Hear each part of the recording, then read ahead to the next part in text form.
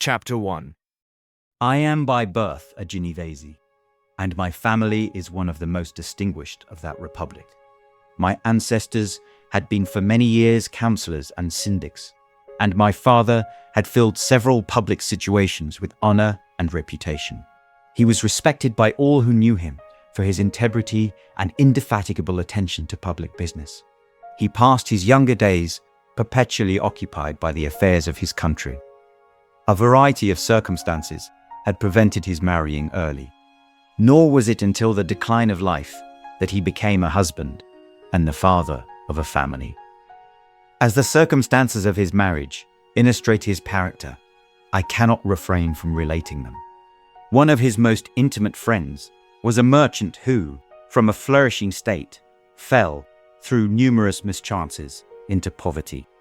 This man, whose name was Beaufort, was of a proud and unbending disposition, and could not bear to live in poverty and oblivion in the same country where he had formerly been distinguished for his rank and magnificence.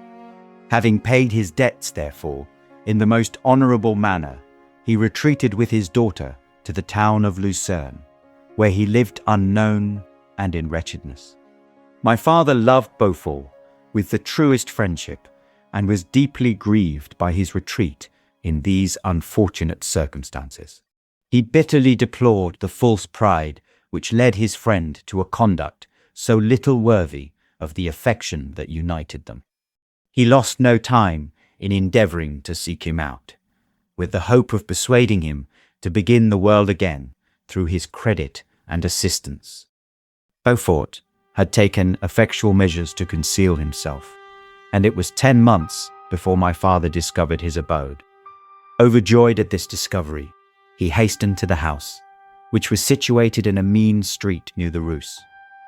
But when he entered, misery and despair alone welcomed him. Beaufort had saved but a very small sum of money from the wreck of his fortunes, but it was sufficient to provide him with sustenance for some months, and in the meantime he hoped to procure some respectable employment in a merchant's house. The interval was, consequently, spent in inaction.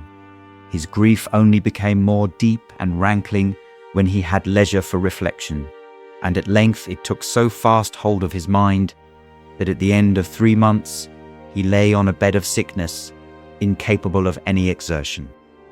His daughter attended him with the greatest tenderness, but she saw with despair that their little fund was rapidly decreasing, and that there was no other prospect of support.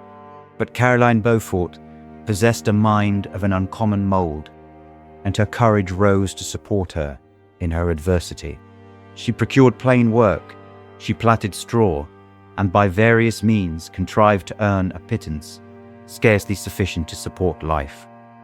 Several months passed in this manner. Her father grew worse, her time was more entirely occupied in attending him. Her means of subsistence decreased, and in the 10th month her father died in her arms, leaving her an orphan and a beggar. This last blow overcame her, and she knelt by Beaufort's coffin weeping bitterly. When my father entered the chamber, he came like a protecting spirit to the poor girl, who committed herself to his care, and after the interment of his friend, he conducted her to Geneva and placed her under the protection of a relation. 2 years after this event, Caroline became his wife. There was a considerable difference between the ages of my parents, but this circumstance seemed to unite them only closer in bonds of devoted affection. There was a sense of justice in my father's upright mind, which rendered it necessary that he should approve highly to love strongly. Perhaps during former years, he had suffered from the late discovered unworthiness of one beloved, and so was disposed to set a greater value on tried worth. There was a show of gratitude and worship in his attachment to my mother, differing wholly from the doting fondness of age, for it was inspired by reverence for her virtues, and a desire to be the means of, in some degree, recompensing her for the sorrows she had endured, but which gave inexpressible grace to his behaviour to her. Everything was made to yield to her wishes and her convenience. He strove to shelter her, as a fair exotic is sheltered by the gardener, from every rougher wind, and to surround her with all that could tend to excite pleasurable emotion in her soft and benevolent mind. Her health, and even the tranquility of her hitherto constant spirit, had been shaken by what she had gone through. During the 2 years that had elapsed previous to their marriage, my father had gradually relinquished all his public functions, and immediately after their union, they sought the pleasant climate of Italy, and the change of scene and interest attended on a tour through that land of wonders, as a restorative for her weakened frame. From Italy, they visited Germany and France. I, their eldest child, was born at Naples, and as an infant accompanied them in their rambles. I remained for several years their only child. Much as they were attached to each other, they seemed to draw inexhaustible stores of affection from a very mine of love to bestow them upon me. My mother's tender caresses and my father's smile of benevolent pleasure while regarding me are my first recollections. I was their plaything and their idol, and something better, their child, the innocent and helpless creature bestowed on them by heaven, whom to bring up to good, and whose future lot it was, in their hands, to direct to happiness or misery, according as they fulfilled their duties towards me. With this deep consciousness of what they owed towards the being to which they had given life, added to the active spirit of tenderness that animated both, it may be imagined that while during every hour of my infant life I received a lesson of patience, of charity, and of self-control, I was so guided by a silken cord that all seemed but one train of enjoyment to me. For a long time I was their only care. My mother had much desire to have a daughter, but I continued their single offspring. When I was about 5 years old, while making an excursion beyond the frontiers of Italy, they passed a week on the shores of the Lake of Como. Their benevolent disposition often made them enter the cottages of the poor. This, to my mother, was more than a duty. It was a necessity, a passion, remembering what she had suffered and how she had been relieved, for her to act in her turn, the guardian angel to the afflicted. During one of their walks, a poor cot, in the foldings of a veil, attracted their notice as being singularly disconsolate, while the number of half-clothed children gathered about it spoke of penury in its worst shape. One day, when my father had gone by himself to Milan, my mother, accompanied by me, visited this abode. She found a peasant and his wife, hard-working, bent down by care and labour, distributing a scanty meal to 5 hungry babes. Among these there was one which attracted my mother far above all the rest. She appeared of a different stock. The 4 others were dark-eyed, hardy little vagrants. This child was thin and very fair. Her hair was the brightest living gold, and despite the poverty of her clothing, seemed to set a crown of distinction on her head.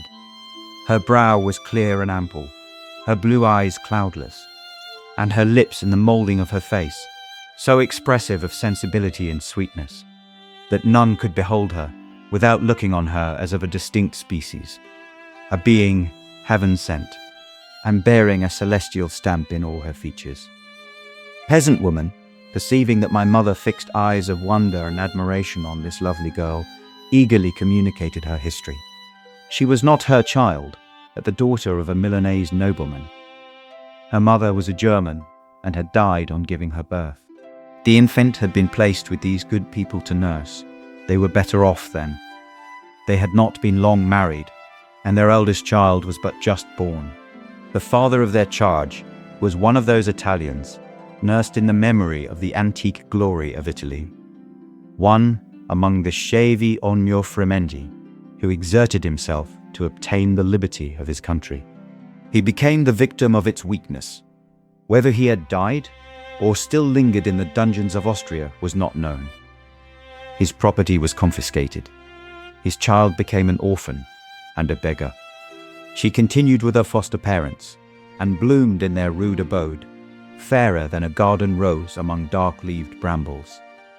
When my father returned from Milan, he found playing with me in the hall of our villa, a child fairer than pictured cherub, a creature who seemed to shed radiance from her looks, and whose form and motions were lighter than the chamois of the hills.